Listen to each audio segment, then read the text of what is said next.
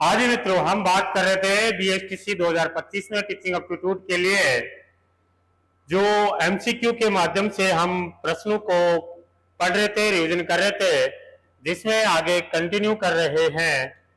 आज इस वाले टॉपिक में हम पढ़ेंगे सृजनात्मकता से संबंधित एमसीक्यू। तो चलिए स्टार्ट करें। हमारा पहला प्रश्न है, वीडियो को आप लाइक करना, चैनल को सब्सक्राइब करना, देखना है ना। हाँ, सृजनात्मकता का अर्थ है क्रिएटिविटी। सृजनात्मकता का अर्थ क्या है? पढ़ाई करना, दोहराना, नवीन और मौलिक विचार प्रस्तुत करना या प्रतियोगिता में भाग लेना। तो सृजनात्मकता क्रिएटिविटी क्या है? नए विचार और मौलिक विचार, नवीन और मौलिक विचार प्रस्तुत करना सृजनात्मकता होती है। सृजनात्मकता का प्रमुख गुण कौन सा? स्मरण, अनुकरण, मौलिकता, एकाग्रता। तो इनमें से जो हमारा करेक्ट आंसर क्या हो जाएगा? सृजनात्मकता का जो गुण है वो कौन सा है? मौलिकता है। नेक्स्ट, निम्न में से कौन सा सृजनात्मकता की विशेषता नहीं है? नहीं है जो पूछ रहा है। मौलिकता यह है कल्पनाशीलता, पहले वो कल्पना करके सोचता है, तो यह भी है। लचीलापन भी है। अनुकरण, किसी का जो किया हुआ काम है उसको देख करके वापस वैसा ही कार्य करना, ये सृजनात्मकता नहीं है। तो इसमें कौन सा नहीं होगा? थर्ड वाला, अनुकरण नहीं होगा। अगला है, सृजनात्मकता को अंग्रेजी में क्या कहते हैं? लर्निंग, ये तो सीखना, थिंकिंग सोचना, क्रिएटिविटी क्रिएटिविटी, ये हो जाएगा क्रिएटिविटी सृजनात्मकता है। सृजनात्मक बालक प्राय होते हैं डरपोक नहीं होते, जिज्ञासु, आलसी नहीं होते, अनुशासित, ये हो नहीं हो, लेकिन सृजनात्मकता में क्या होना चाहिए? जिज्ञासु, हर चीज को वो जानने के इच्छुक रहते हैं कि मैं इस चीज को जानूं, जिज्ञासु प्रवृत्ति के होते हैं। निम्न में से कौन सा कारक सृजनात्मकता के विकास में सहायक है? कठोर अनुशासन नहीं होना चाहिए, दंड नहीं दी जानी चाहिए, प्रतियोगिता। यहां जो है वो हो जाएगा स्वतंत्र पूर्ण वातावरण। वातावरण ऐसा होना चाहिए फ्रीडम, ताकि वो बोल सके, कुछ भी रचना कर सके और नई चीज के बारे में सोच और बना सके। सृजनात्मकता का विकास आरंभ हो जाता है। सृजनात्मकता का विकास कब आरंभ हो जाता है? तो बाल्य अवस्था में ही शुरू हो जाती है और 30 वर्ष की उम्र तक ये पूर्ण विकसित भी हो जाती है।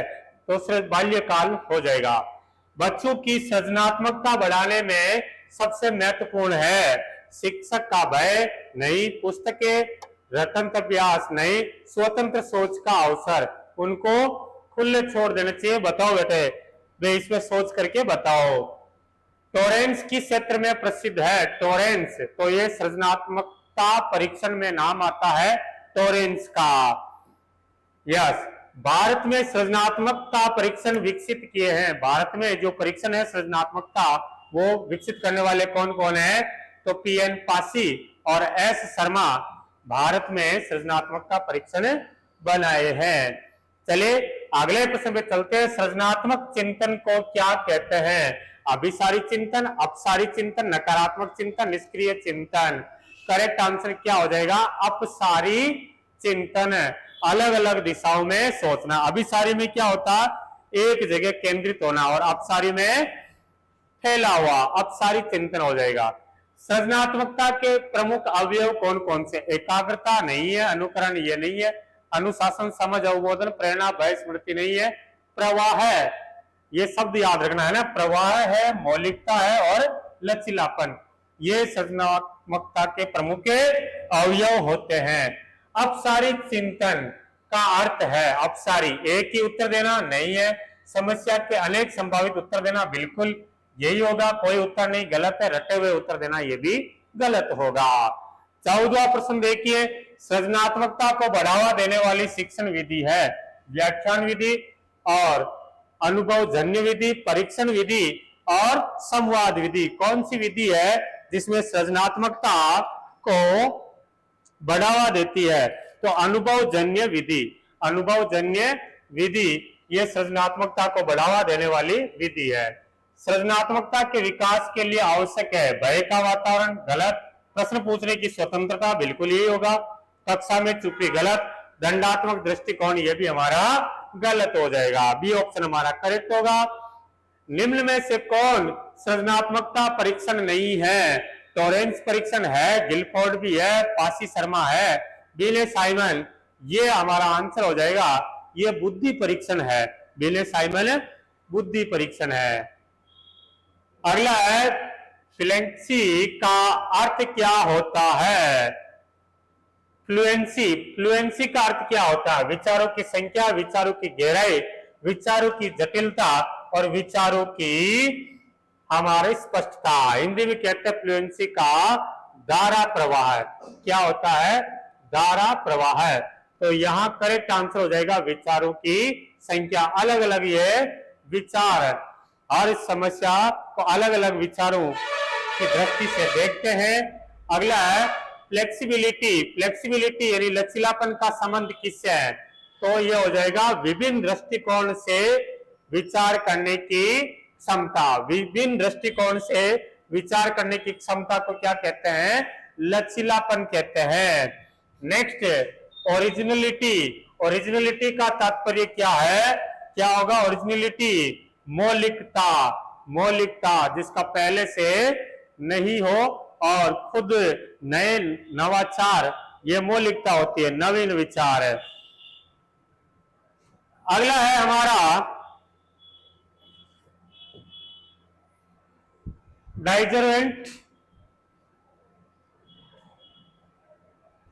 डाइवर्जेंट थिंकिंग की अवधारणा किसने दी है?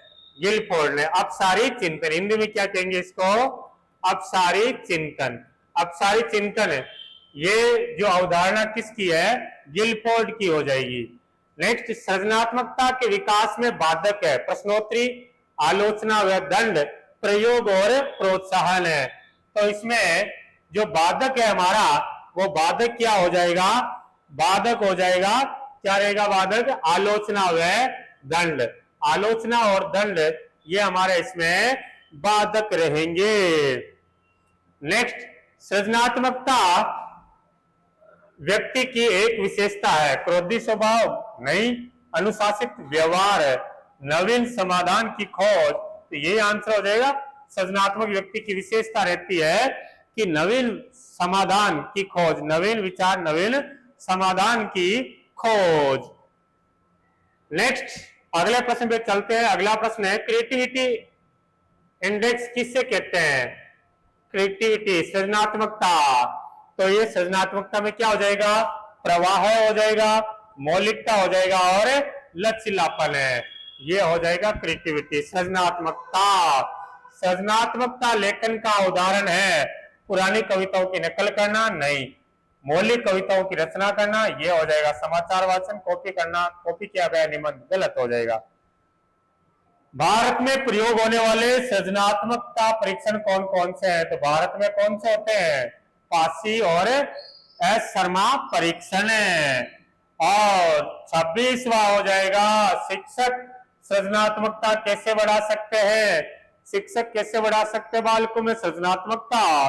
तो स्वतंत्र वातावरण प्रदान करके वो सृजनात्मकता को बढ़ा सकते हैं। सृजनात्मकता का संबंध मुख्य रूप से किससे है? अनुशासन, व्यवहार, कल्पनाशीलता, नवीनता और स्मरण है। तो आंसर हो जाएगा कल्पनाशीलता और नवीनता। बालकों में सृजनात्मकता अधिक पाई जाती है क्योंकि वे सब रटते हैं, वे खुली सोच रखते हैं, अनुशासन में रहते हैं, डरते हैं। बालकों में सृजनात्मकता अधिक पाई जाती है क्योंकि वे खुली सोच रखते हैं। नेक्स्ट देखते हैं अगला, सृजनात्मक बालक प्राय नई चीजें बनाने का प्रयास करते हैं, चुप रहते हैं, केवल शिक्षक की बात मानते हैं और रट करके उत्तर देते हैं। तो आंसर क्या हो जाएगा हमारा यहाँ पर है कि प्राय नई चीजें बनाने का प्रयास करते हैं, नई चीजें बनाने का प्रयास करते हैं सृजनशील बालक। चले आगे बढ़ते हैं। नेक्स्ट है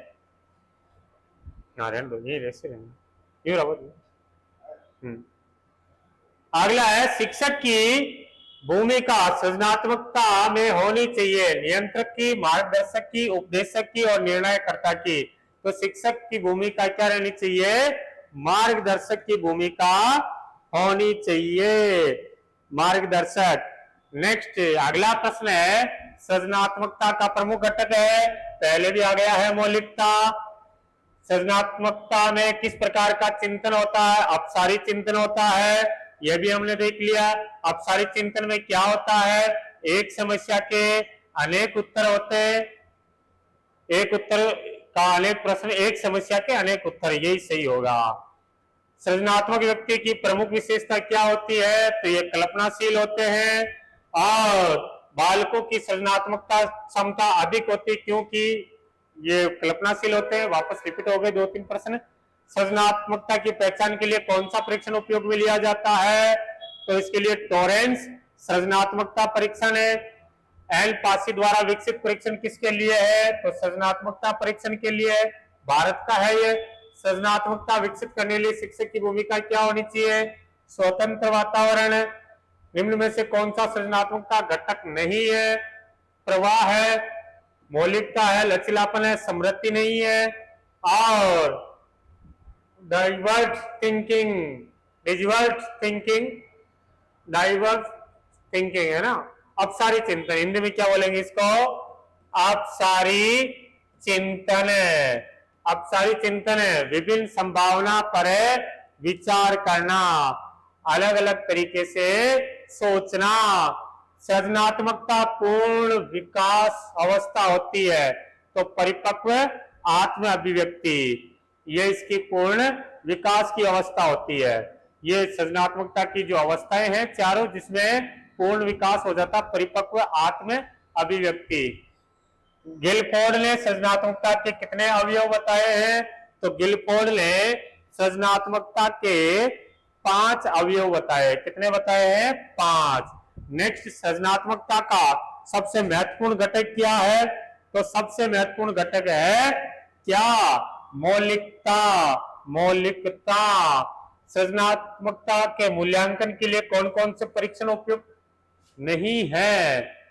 कौन से परीक्षण उपयुक्त नहीं है? लिखित परीक्षण, अप्रत्याशित उत्तर परीक्षण, टॉरेंस परीक्षण और मौखिक प्रवाह परीक्षण है। तो लिखित परीक्षण ये इसमें उपयुक्त नहीं है। बाकी अप्रत्याशित उत्तर, जिसमें कई सारे अलग अलग तरीके से जो उत्तर होते हैं, मौखिक प्रवाह, बोलने की जो अलग अलग तरीके से बोलना करना, ये सारे हैं। कौन सी गतिविधि सृजनात्मकता को बढ़ावा देती है? प्रश्न पूछना, अभ्यास कार्य, नकल करना और दंड देना। प्रश्न पूछना हमारा यहाँ पर आंसर हो जाएगा, जिसमें सृजनात्मकता को बढ़ावा देती है, ताकि बच्चे अलग अलग तरीके से उत्तर देंगे। सृजनात्मकता शब्द की उत्पत्ति किससे हुई है? तो क्रिएट शब्द से हुई है। क्रिएट यानी बनाना, बनाने से सृजनात्मकता बना है। सृजनात्मकता का संकेत नहीं है नवीन विचार, भावनात्मक कठोरता, वैकल्पिक समाधान, कल्पनाशीलता। तो भावनात्मक कठोरता ये इसका संकेत नहीं है। किस मनोवैज्ञानिक ने सृजनात्मकता को नवीन की क्षमता कही है? आगे तो ये हो जाएगा, किसने कहा था? कौन से मनोवैज्ञानिक ने सृजनात्मकता को नवीनता की क्षमता कहा है? नवीनता की क्षमता कहा है सर टॉरेंस ने। किसने कहा था? टॉरेंस ने। एक सृजनात्मक बालक प्राय होते हैं, कैसे होते हैं? तो मौलिक और प्रयोगशील होते हैं, मौलिक और प्रयोगशील। और ये अंतिम हमारा प्रश्न है, सृजनात्मकता और बुद्धि में अंतर क्या है? बुद्धि सृजनात्मकता ही रूप है। सृजनात्मकता बदल सकती, बुद्धि नहीं, दोनों समान होते। बुद्धि का सृजनात्मकता से कोई संबंध नहीं है। सृजनात्मकता बदल सकती है, बुद्धि नहीं है। ठीक है, तो इस प्रकार से मैं आपको सृजनात्मकता टॉपिक का एमसीक्यू के माध्यम से पूरे का रिवीजन करवाया है। आप वीडियो को लाइक करो, चैनल को आप सब्सक्राइब करो और कमेंट करके बताओ देखे कैसे प्रश्न लगे आपको। Thank you so much.